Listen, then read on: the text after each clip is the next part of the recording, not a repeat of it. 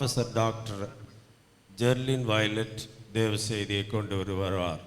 கர்த்தருடைய பரிசுத்த நாமத்துக்கு ஸ்தோத்திரம். நமது சிலுவை நாயகர் சிலுவையில் மொழிந்ததான 7 வார்த்தைகளை குறித்து தியானிக்க வந்திருக்கிறதான நம் ஒவ்வொருவரையும் நமது ஆண்டவராகிய இயேசு கிறிஸ்து தாமே ஆசீர்வதிப்பாராக. ஒரு நிமிடம் நாம் தலைகளை தாழ்த்தி கர்த்தருடைய ஒத்தாசையை தேடுவோம். அன்பின் பரலோக பரிசுத்த பிதாவே, நீர் சிலுவையில் மொழிந்த முதலாவது வார்த்தையை குறித்து தியானிக்க வந்திருக்கிறோம். முதலாவது வார்த்தையை தியானிக்க ஞானத்தையும் தைரியத்தையும் அடிமைக்கு கட்டளையிடும். சொந்த வார்த்தைகள் ஒன்றும் வேண்டாம், கேட்கிறவர்களுக்கு பிரயோஜனமாயிருக்க நீர் பேசும். ஆமீன். கடந்த வருடத்திலே இப்படி ஒரு வாய்ப்பு நமக்கு கிடைக்கவில்லை. ஆனாலும் மிகவும் பிரயாசப்பட்டு யூடியூப்பில் நமக்காக போதகர்கள் இந்த 7 வார்த்தைகளை குறித்து பேசினார்கள். அப்படி இந்த வார்த்தைகளை நாம் தியானிக்க வேண்டியது அவசியமா? வருடா வருடம் இப்படி செய்ய வேண்டியது கட்டாயமா? இதை கடமை ஆச்சாரமாய் நாம் செய்ய வேண்டுமா என்று நாம் பார்த்தால், இதை கேள்வி கேட்கிறவர்களுக்கு பதில் சொல்வதற்காக 1 கொரிந்தியர் 1:18 நாம் வாசிப்போமே ஆனால் அதற்கான பதில் அங்கே இருக்கிறது. இந்த 7 வார்த்தைகள், அதாவது சிலுவையிலே நமது ஆண்டவர் மொழிந்ததான 7 வார்த்தைகளை குறித்து நாம் பேச வேண்டும் என்பதற்காக, ஏன் அதை தியானிக்க வேண்டும் என்று நாம் அறிந்து கொள்வதற்கு அந்த ஒரு வசனத்தை வாசிங்க. சிலுவையை பற்றிய உபதேசம் கெட்டு போகிறவர்களுக்கு பைத்தியமாயிருக்கிறது, ரட்சிக்கப்படுகிற நமக்கோ அது தேவ பலனாய் இருக்கிறது. அல்லேலூயா, அல்லேலூயா. அப்படி ஒரு தேவ பலன் நமக்கு கிடைக்க வேண்டுமானால் நிச்சயமாக நமது ஆண்டவராகிய இயேசு கிறிஸ்து சிலுவையிலே மொழிந்த அந்த 7 வார்த்தைகள், அவர் கடைசியாக நமக்கு கூறி சென்ற அந்த வார்த்தைகளை குறித்து வருடா வருடம் நாம் தியானிக்க வேண்டியது நம்மேல் விழுந்த கடமையாக இருக்கிறது. இது ஒரு கடமை ஆச்சாரமாய் நாம் நினைக்க வேண்டாம். கடைசியாக, அதுவும் அவங்க மரண தருவாயில் சிலுவையில் அறையப்படுவதற்கு முன்னதாக அந்த மரண தருவாயிலே அவர்கள் சொன்ன அந்த வார்த்தைகள் மிகவும் முக்கியம் வாய்ந்த விசேஷமான வார்த்தைகளாக காணப்படுகிறது. இன்று காலையில் நீங்கள் யூடியூப்பில் பாஸ்டர் பேசின மெசேஜை கேட்டிருந்தீங்கன்னா உங்களுக்கு தெரிஞ்சிருக்கும். தன்னுடைய தாயாரை குறித்து, அதாவது இந்த சபையுடைய ஸ்தாபகரை குறித்து அவர்கள் பல காரியங்கள் பேசினாலும் அந்த கடைசி நாளை குறித்து பேசும்போது அது ஒரு விசேஷமாய் காணப்படுகிறது. இப்பொழுது நாம் முதலாவது வார்த்தையை குறித்து நாம் இப்பொழுது தியானிப்போம். அதாவது ஒரு துக்க வீட்டுக்கு போகும்போது அவங்க கடைசியா என்ன சொன்னாங்க, அவங்க என்ன நினைச்சாங்க அப்படின்றத அவங்க சொல்ற அந்த கடைசி வார்த்தையிலிருந்து அது நமக்கு புரிய வரும். அதனாலதான் அந்த கடைசி வார்த்தைகளை நாம் அதிகமாய் நாம் தியானிக்க வேண்டியதாக காணப்படுகிறது. முதலாவது வார்த்தையாக லூக்கா 23:34 பிதாவே, இவர்களுக்கு மன்னியும், தாங்கள் செய்கிறது இன்னதென்று அறியாதிருக்கிறார்களே. பிதாவே, இவர்களுக்கு மன்னியும். இதுதான் நமது ஆண்டவராகிய இயேசு கிறிஸ்து சிலுவையிலே மொழிந்த முதல் வார்த்தை. இது ஒரு ட்ரெண்ட் செட்டிங் வார்த்தை. அதாவது அவர் பின்னாலே கூறப்போகிற அந்த 6 வார்த்தைகளுக்கும் இது ஒரு முன்னோடியான வார்த்தையாக காணப்படுகிறது. இந்த 7 என்பது ஒரு பூரணமான ஒரு எண்ணாக காணப்படுகிறது. முதல் வார்த்தை, நடு வார்த்தை, கடைசி வார்த்தை, இந்த 3 வார்த்தையுமே பிதாவை நோக்கி சொல்லப்படுகிறதான ஒரு வார்த்தைகளாக காணப்படுகிறது. இந்த முதல் வார்த்தையை அவர் சொல்லும்போது ஒரு நீண்ட மௌனம் கலைகிறதாக நாம் பார்க்கிறோம். அதாவது வியாழன் இரவு முதல் அடுத்த நாள் அவர் பல வேதனைகள் அடைந்த பின்பு அவருடைய மௌனம் கலைகிறதற்காக, அவருடைய மௌனம் கலைகிற நேரத்திலே இந்த முதல் வார்த்தையை அவர் கூறுகிறார். எந்த சூழ்நிலையிலே அவர் இந்த வார்த்தையை கூறுகிறார் என்று நாம் பார்ப்போமே ஆனால், வியாழன் இரவு முழுவதும் அவர் அநேக பாடுகளை பட்டார். அதன் பின்பு சிலுவையிலே தூக்கப்பட்டார். யூதாஸ் காரியத்தை எங்கன்னு பார்த்தா அவரை காணும், அவர் மறைஞ்சு போயிட்டார். அவரை காட்டி கொடுத்து விட்டு அவரும் அங்கு இல்லை. பேதுருவை பார்த்தால் அவரும் மறுதலித்து விட்டு காணாமல் போய்விட்டார். ஆண்டவரிடத்தில் அருகில் அவர் இல்லை. அதே போல மற்ற சீஷர்களையும் அங்கே காணோம். நன்மை செய்தவர்கள் யாருமே, நன்மை அனுபவித்தவர்கள் யாருமே அங்கே பக்கத்தில் இருந்த மாதிரி வேதத்தில் சொல்லப்படவில்லை. அவர் தனித்து விடப்பட்டவராய் வேதனையோடு துக்கத்தோடு இந்த வார்த்தையை அவர் சொல்லியிருக்க வேண்டும். ஏன் அவர் சிலுவையில் அறையப்பட வேண்டும்? அவர் ஆண்டவர் தானே, அவர் கடவுள் தானே, அவர் தன்னைத்தானே ரட்சித்துக் கொள்ள வேண்டியது தானே என்று நாம் யோசிப்போமே. ஆனால் மனித அவதாரம் எடுத்து அவர் இந்த உலகத்திற்கு வந்ததே பாட அனுபவிக்கதான். உலகத்தில் பிறந்த நாம் ஒவ்வொருவரும் மரிக்க வேண்டியது கட்டாயம். ஆனால் நமது ஆண்டவராகிய இயேசு கிறிஸ்துவோ மரிப்பதற்காகவே இந்த உலகத்திற்கு வந்தார். நம்முடைய பாவங்களை சுமந்து தீர்க்கிற ஒரு ஆட்டுக்குட்டியாக அவர் இந்த உலகத்திற்கு வந்திருக்கிறார். அதுவும் அல்லாமல் வேத வாக்கியம் நிறைவேறத்தக்கதாக வேதாகமத்தில் அவரை பற்றி நாம் வாசிக்கும் போது ஏசாயா 53 அதிகாரம் 4-6 வசனங்கள், அதே மாதிரி மத்தேயு 16:21 இந்த வார்த்தைகளை நாம் வாசிக்கும் போது அவர் எதற்காக இந்த பாடுகளை ஏற்றுக்கொண்டார் என்று நாம் அறிந்து கொள்ளலாம். தீர்க்க தரிசனம் நிறைவேறத்தக்கதாக. ஆல்ரெடி தீர்க்க தரிசனம் சொல்லியாச்சு, அந்த தீர்க்க தரிசனத்தை நிறைவேற்றணும். அதுதான் அவர் கடமையா நினைச்சு இந்த சிலுவை பாடுகளை அவர் ஏற்றுக்கொண்டார். ஆனா சாத்தானானவன் இதை தடுக்கும்படியாக அநேக ட்ரை பண்ணியிருக்காங்க. அதை நம்ம பார்த்தோம்னா மத்தேயு 4 அதிகாரம் 3 வசனத்திலே, நீர் தேவனுடைய குமாரனே ஆனால் இந்த கல்லுகளை அப்பங்கள் ஆகும்படி செய்யும். நான் வசனத்தை வாசிக்க சொல்லலை, ஏன்னா டைம் ஆயிரும், கொடுக்கப்பட்ட நேரம் குறுகிய நேரம். அதே மாதிரி மத்தேயு 4 அதிகாரம் 6 வசனத்திலே வாசிக்கும் போது, நீர் தேவனுடைய குமாரனே ஆனால் தாள குதியும். அதாவது அந்த இடத்துல நீங்க பார்க்க வேண்டிய விஷயம் என்னன்னா, தேவனுடைய குமாரனே ஆனால், இந்த தேவனுடைய குமாரனே ஆனால் என்கிற அந்த வார்த்தையானது சிலுவையின் அருகிலே நின்றவர்கள் அவர் சிலுவையில் அறையப்படும் போது, நீர் தேவனுடைய குமாரனை ஆனால் உன்னையே ரட்சித்துக்கொள். இந்த தேவனுடைய குமாரனை ஆனால் என்கிற வார்த்தை சாத்தானால் பயன்படுத்தப்பட்ட வார்த்தையாக காணப்படுகிறது. அதே வார்த்தை போர்ச்சேவர்களும் அந்த இடத்திலே சிலுவையில் அறையப்படும் போது அதே வார்த்தையை சொல்லுகிறார்கள்.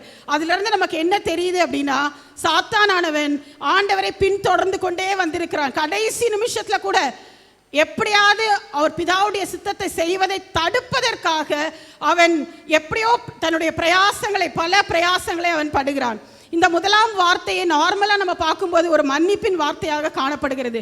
ஆனால் இதை சற்று மாற்றி கொஞ்சம் வித்தியாசமாக இதை ஒரு ஜெபத்தின் வார்த்தையாக நாம் எடுத்துக்கொள்ளலாம். முதலாவது பிரேயர் ஆஃப் ரிலேஷன்ஷிப், அதாவது பிதாவுக்கும் தனக்கும் உள்ள ஒரு உறவை அவர் உறுதிப்படுத்தும்படியான ஒரு வார்த்தையாக இது காணப்படுகிறது. பஸ்கா பண்டிகை அன்று பெற்றோரோடு கூட தன்னுடைய 12வது வயதிலே பெற்றோரோடு கூட தேவாலயத்துக்கு செல்கிறார். அப்பொழுது அவங்க பெற்றோர் 3 நாட்களுக்குரிய அந்த பண்டிகைகள் முடிந்த பின்பு அவர்கள் தேவாலயத்தை விட்டு வீட்டுக்கு கடந்து செல்கிறார்கள். நமது ஆண்டவராகிய இயேசு கிறிஸ்துவோ 12 வயது பாலகன். ஆனால் அவர் பெற்றோரோடு செல்லவில்லை. அவர்கள் திரும்பி வந்து ஏன் நீங்க வரல அப்படின்னு கேட்கும்போது, பிதாவுக்கு அடுத்தவைகளை நான் இருக்க வேண்டியது என்று நீங்கள் அறியீர்களா? தன்னுடைய பெற்றோரை பார்த்து அவர் கேட்கிறார். பிதாவுக்கு அடுத்தவைகளை நான் செய்ய வேண்டும். அதாவது 12 வயதிலேயே அவர் பிதாவினுடைய வேலையை தொடங்கிவிட்டார். மலை பிரசங்கத்தில் 17 முறை பிதாவை குறித்து பேசுகிறார். காட்டிக் கொடுக்கப்படுவதற்கு முன்பதாகவும், பிதாவே இந்த பாத்திரம் என்னை விட்டு நீங்க கூடுமானால் நீங்கட்டும், ஆயினும் என்னுடைய சித்தத்தின்படி அல்ல உம்முடைய சித்தத்தின்படியே ஆக கடவது என்று அவர் கூறுகிறார். ஆகவே பிதாவைக்கு அவர் கொடுத்த முக்கியத்துவம் என்ன என்று நாம் அறிந்து கொள்ளலாம். லூக்கா 22 அதிகாரம் 44 வசனத்தில் சிலுவையில் அறையப்படுவதற்கு முன்னால் கெத்சமனே தோட்டத்தில் அவர் பட்ட பாடுகளை குறித்து நாம் அங்கு வாசிக்கிறோம். யூதாசால் காட்டி கொடுக்கப்பட்டு அவர் எத்தனை சித்திரவதைகளை அனுபவித்தார் என்பதை நாம் பார்க்கிறோம். முதலாவது அவரை அன்னாவிடம் கொண்டு போனார்கள், பின்பு காய்பாவிடம் கொண்டு போனார்கள், பின்பு பொந்து பிலாத்துவின் இடத்தில் கொண்டு போனார்கள், பின்பு ஏரோது ராஜாவின் இடத்தில் கொண்டு போனார்கள். இப்படியாய் அந்த இரவு முழுவதும் அவர் அலைக்கழிக்கப்பட்டவராய் மிகுந்த பாடுகளையும் வேதனைகளையும் சுமந்தவராய் அவர் போய்கொண்டிருக்கிறார். ஆனாலும் சிலுவையில் அறையப்பட்ட உடனே அவர் பிதாவை நோக்கி கெஞ்சுகிறார், பிதாவே இவர்களுக்கு மன்னியும் என்று. ஆனால் நமக்கு ஒரு சின்ன பிரச்சனை, ஒரு சின்ன காரியம் நம்முடைய வாழ்க்கையில ஒரு தடங்களோ இல்லை ஒரு பிரச்சனையோ வந்தால் நம்ம உடனே சொல்ற வார்த்தை, ஆண்டவரே உமக்கு கண் இல்லையா, ஆண்டவரே நீங்க இதை பார்க்க மாட்டீங்களா, உங்களுக்கு மனசு இறங்கலையா அப்படின்னு நம்ம கேட்கிறோம். ஆனா நமது ஆண்டவராகிய இயேசு கிறிஸ்து அத்தனை பாடுகளை சுமந்தாலும் தமது ஆண்டவர், அதாவது பிதாவுக்கும் தனக்கும் உள்ள அந்த உறவை அவர் புதுப்பித்துக் கொள்கிறவர்களாகவே காணப்படுகிறார். அதற்கு மரியாதை கொடுக்கிறவர்களாகவே காணப்படுகிறார். அடுத்தபடியாக நாம் பார்ப்போமானால் பிரேயர் ஆஃப் ஐடென்டிட்டி, பிதாவே அந்த இவர்களை என்பது யாரை குறிக்கிறது என்று நாம் பார்த்தால், அவரை துன்பப்படுத்தின போர்ச்சேவகர்களையும், வாரினால் அடித்தவர்களையும், கன்னத்தில் அறைந்தவர்களையும், முகத்தில் துப்பினவர்களையும், கேவலமாக பேசி இகழ்ந்தவர்களையும், முள்முடி சூட்டினவர்களையும், கசப்பு காடியை அவருக்கு குடிக்க கொடுத்தவர்களையும், தன் உடையின் மேல் சீட்டு போட்டவர்களையும், பரபாசை எங்களுக்கு விடுதலையாக்கும், அதாவது மோசமானவன் பரபாசை எங்களுக்கு விடுதலையாக்கும், இயேசுவை சிலுவையில் அறையும் என்று கூச்சலிட்ட அந்த மக்களை பார்த்து அவர் சொல்லுகிறார், பிதாவே இவர்களை மன்னியும். அந்த இவர்கள் என்பது தன்னை சுற்றி நின்று தனக்கு துரோகம் செய்து தன்னை கேவலப்படுத்துகிற அந்த மக்களை பார்த்து அவர் சொல்லுகிறார். மூன்றாவதாக நாம் பார்க்கும்போது பிரேயர் ஆஃப் ஃபர்கிவ்னஸ், பிதாவே இவர்களை மன்னியும். மன்னியும் என்கிறது நம்முடைய மூணாவது வார்த்தை, பிரேயர் ஆஃப் ஃபர்கிவ்னஸ். தகுதியுள்ளவர்களுக்கும் தகுதி இல்லாதவர்களுக்கும் மன்னிப்பு வழங்குகிறவராக அவர் காணப்படுகிறார். நம்முடைய தவறை நாம் மன்னிப்பதற்கு நாம் காரணம் தேடுகிறோம், மற்றவர்களுடைய தவறை நாம் நிலைப்படுத்துவதற்கும் நாம் காரணம் தேடுகிறோம். ஆனால் நமது ஆண்டவராகிய இயேசு கிறிஸ்துவோ மன்னிப்பதற்கு காரணம் தேடுகிறாருப்பா. அவங்க தெரியாம செய்றாங்கப்பா, அவங்கள மன்னிச்சிருங்கப்பா, அவங்க அறியாம செய்றாங்கப்பா என்று அவர் ஒரு காரணம் தேடுகிறவராக காணப்படுகிறார். பேதுருவினிடத்தில் கூட பேசும்போது அவர் சொல்லுகிறார், 70 தடவை மன்னிக்க வேண்டும் என்று, தனக்கு துரோகம் செய்து துன்பப்படுத்தினவர்களை கூட மன்னிக்க வேண்டும் என்று பிதாவினிடத்தில் கெஞ்சுகிறார். இப்படி ஒரு மன்னிப்பை அவர் வழங்காதிருந்திருப்பாரே ஆனால் அந்த இரண்டாவது வார்த்தை என்பது உண்டாகி இருக்காது. அந்த கள்ளன் நிச்சயமாக ரட்சிக்கப்பட்டிருக்க மாட்டான். நான்காவதாக பிரேயர் ஆஃப் அன்அவேர்னஸ், அவர்கள் தெரியாம செய்றாங்க. இந்த இடத்துல நீங்க ஒன்று பார்க்கணும், அடிச்சா வலிக்கும் அப்படின்றது எல்லாருக்குமே தெரியும், அந்த போர்ச்சேவர்களுக்கும் தெரியும். முகத்துல துப்புனா அது வலிக்கும், மனசு வலிக்கும் அப்படிங்கிறது அவங்களுக்கு தெரியும். கேவலமா பேசினா வலிக்கும்ன்றது தெரியும். ஆனா ஆண்டவர் என்ன சொன்னார், இவங்க தெரியாம செய்றாங்கப்பா. என்ன தெரியாம செய்றாங்க அப்படின்னு நம்ம பார்க்கும்போது, இயேசுதான் ரட்சகர் என்பதை அவர்கள் அறியவில்லை, அவர் தேவகுமாரன் என்பதை அவர்கள் அறியவில்லை. அவங்க மனசுல இருந்ததெல்லாம் ஒன்னே ஒண்ணுதான், இவர் தச்சனுடைய குமாரன், இவர் தேவகுமாரன் என்பதை அவர்கள் உணரவில்லை. அவங்க கூடயே இருந்து அற்புதங்களை பார்த்து, அடையாளங்களை பார்த்து, நன்மைகளை அனுபவித்து என்னதான் செஞ்சாலும் அவர் தேவகுமாரன், அவர் யூதருடைய ராஜா என்பதை உணரவில்லை. நாம் அவரை அழைத்து கொண்டு போகும்போதே கேட்குறாங்க, நீ யூதருடைய ராஜாவா? அப்போ அவங்களுக்கு அந்த டவுட் இருந்ததுனால தான் கேட்டிருக்காங்க. அப்போ அவங்களுக்கு அந்த கான்ஃபிடன்ஸ் அது தெரியல அப்படிங்கிறத தான் ஆண்டவர் சொல்றாரு. அவங்களுக்கு தெரியலப்பா, நான் யூதருடைய ராஜா, நான் இவங்களுக்காக தான் மரிக்க வந்தேன், நான் இவங்களுக்காக தான் பாடுபடுறேன், அது இவங்களுக்கு தெரியலப்பா, அதனால அவங்கள மன்னிச்சிடுங்க என்று பிரேயர் ஆஃப் அன்அவேர்னஸ் என்று நாம் பார்க்கிறோம். அடுத்தபடியாக prayed what he preached, அவர் என்ன போதித்தாரோ அதை தான் அவர் அந்த இடத்துல அவர் பேசி இருக்கிறார். நமக்கு போதிக்கிறவர்களையும் வழிநடத்துகிறவர்களையும் நாம் மறந்துவிடக் கூடாது என்பதை நிலைநிறுத்தவே இந்த வார்த்தையை பேசுகிறார். நிறைய நமக்கு சொல்லியிருக்காங்க, சத்துருக்களை சிநேகிங்க, உங்களை பகைக்கிறவர்களை ஆசீர்வதிங்க, உங்களை நிந்திக்கிறவர்களை ஆசீர்வதிங்க, ஒருவன் உங்களை ஒரு கணத்தில் எடுத்தால் மறு கணத்தை திருப்பி காட்டுங்க, இப்படி அநேக காரியங்களை அவர் நமக்கு சொல்லி இருக்கிறார். அதைத்தான் அவர் அந்த சிலுவையிலே முதலாவது வார்த்தையாக நிரூபித்தும் இருக்கிறார். இந்த கடைசியாக இது ஒரு சோல் வின்னிங் வேர்ட் என்று சொல்லலாம். அதாவது இந்த வார்த்தையை அவர் சொன்னதுனால அதை கேட்டுக்கொண்டதான கள்ளன் அந்த இடத்திலே ரட்சிக்கப்பட்டு இரண்டாவது வார்த்தையை கொடுக்கும்படியாக காணப்படுகிறது, உண்டாகும்படியான ஒரு வாய்ப்பு காணப்படுகிறது.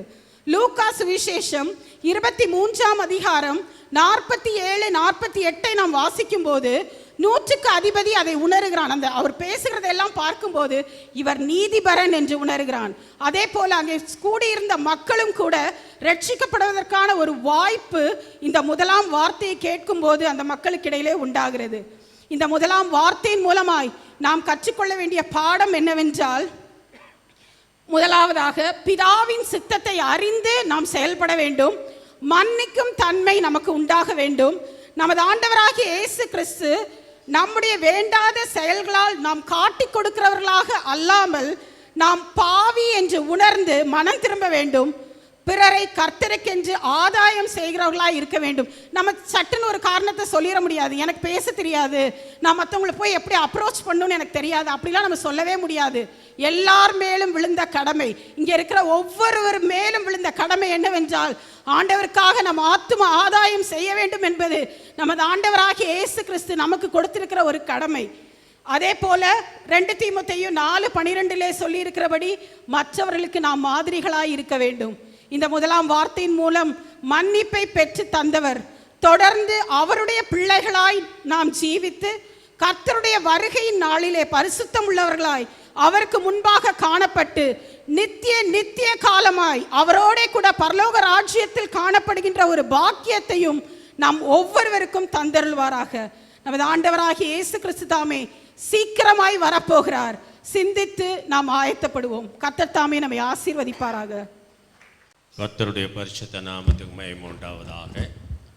ஒரு ஆள் ஒருத்தர் 15 நிமிஷம் பேசணும் அப்படின்னு சொன்னேன். அதே போல் கரெக்டாக 15 நிமிஷத்தில் அவங்க வார்த்தையை முடிச்சிருக்காங்க.